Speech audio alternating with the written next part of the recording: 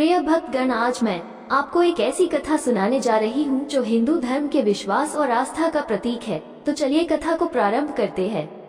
एक बार भगवान शिव अपनी पत्नी माता पार्वती को उनके पिछले जन्म याद दिलाते हुए कहते हैं, हे गौरा, पिछले जन्म में तुमने मुझे पाने के लिए कठोर तप और घोर तपस्या की थी और हरतालिका तीज का यह व्रत किया था। इस कथा को प्रारंभ करने से पहले जो भी भक्तगण इस चैनल को सब्सक्राइब नहीं किए हैं तो कृपया जल्दी से कर ले, ताकि इस तरह हम और भी पौराणिक कथाओं को आप तक ला सके। इस वीडियो में हम जानेंगे कि हरतालिक तीज का महत्व क्या है, हरतालिका तीज की पूजा विधि क्या है और किस तरह माँ पार्वती ने शिव जी को पाने के लिए व्रत रखा। तो चलिए हरतालिका तीज की इस कथा को प्रारंभ करते हैं। हरतालिका तीज का व्रत महिलाएं अपने पति की लंबी आयु की कामना के लिए रखती हैं। इस तीज पर विशेष रूप से भगवान शिव और माता पार्वती की उपासना की जाती है। हरतालिका तीज का व्रत हर साल भाद्रपद महीने की शुक्ल पक्ष की तृतीया तिथि को रखा जाता है। वहीं हरतालिका तीज के दिन व्रत की कथा का पाठ करना जरूरी माना जाता है। कैसे पड़ा इस व्रत का नाम हरतालिका तीज? पौराणिक कथा के अनुसार पार्वती जी की सखियां उनका अपहरण करके जंगल में ले गई थी, ताकि पार्वती जी के पिता उनका विवाह इच्छा के विरुद्ध भगवान विष्णु से न कर दें, क्योंकि पार्वती ने मन ही मन भगवान शिव को अपना पति मान लिया था। पार्वती जी के मन की बात जानकर उनकी सखियां उन्हें लेकर घने जंगल में चली गईं। जंगल में अपनी सखियों की सलाह से पार्वती जी ने एक गुफा में भगवान शिव की आराधना की।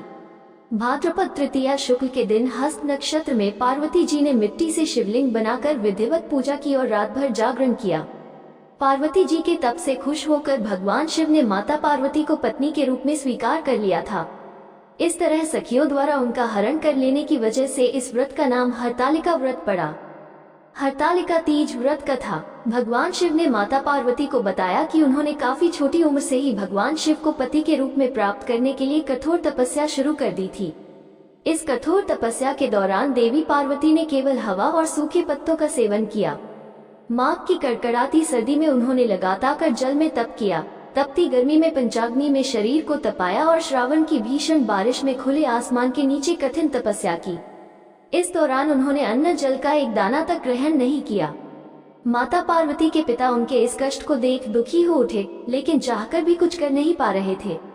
ऐसे में एक दिन उनका दुख देखकर नारद जी माता पार्वती के घर आए और उनके पिता से कहा कि भगवान विष्णु माता पार्वती की कठिन तपस्या से बेहद प्रसन्न है और वो उनसे विवाह करना चाहते हैं। नारद जी के मुख से ये बात सुनकर पार्वती जी के पिता की खुशी का ठिकाना नहीं रहा। वो तुरंत इस प्रस्ताव के लिए तैयार हो गए।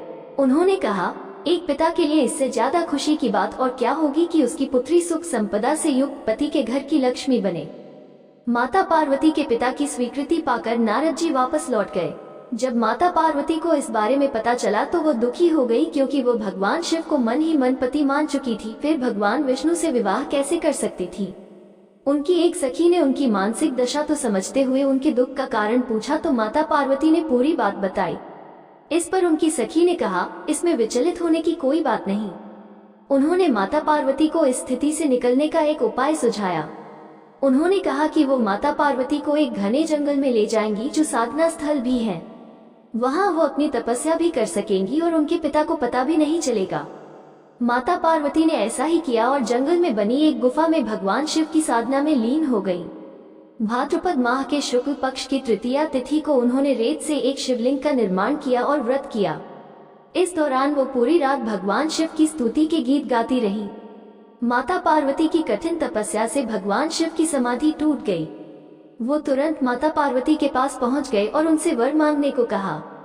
इस पर माता पार्वती ने उनसे खुद को पत्नी के रूप में स्वीकार करने का अनुरोध किया। इस पर भगवान शिव तथास्तु कहकर कैलाश पर्वत लौट गए।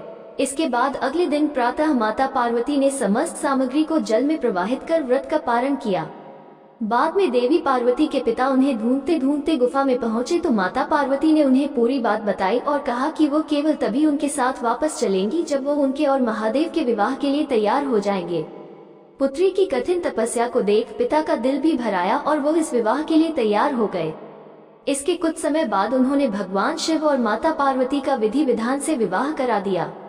भगवान शिव ने कहा, हे पार्वती, भाद्रपद की शुक्ल तृतीया को तुमने जो व्रत किया उसी के कारण हमारा विवाह संभव हो सका। ऐसे में इस दिन जो भी स्त्री सच्चे दिल से व्रत करेगी उसकी हर मनोकामना पूरी होगी और अखंड सौभाग्य का आशीर्वाद प्राप्त होगा। तो इस तरह माता पार्वती को भगवान शिव जी ने पिछले जन्म को याद दिलाते हुए माता पार्वती को संपूर्ण व्रत कथा सुनाई। तो कैसे लगी यह कथा कमेंट में जरूर बताएं। इस कहानी को बोलते समय कोई त्रुटि हो तो मैं क्षमा चाहती हूँ। उम्मीद है आप सभी को ये वीडियो अच्छी लगी होगी। अगर आप महादेव के सच्चे भक्त हैं तो चैनल को सब्सक्राइब और वीडियो को लाइक करके कमेंट में हर हर महादेव लिख दीजिए।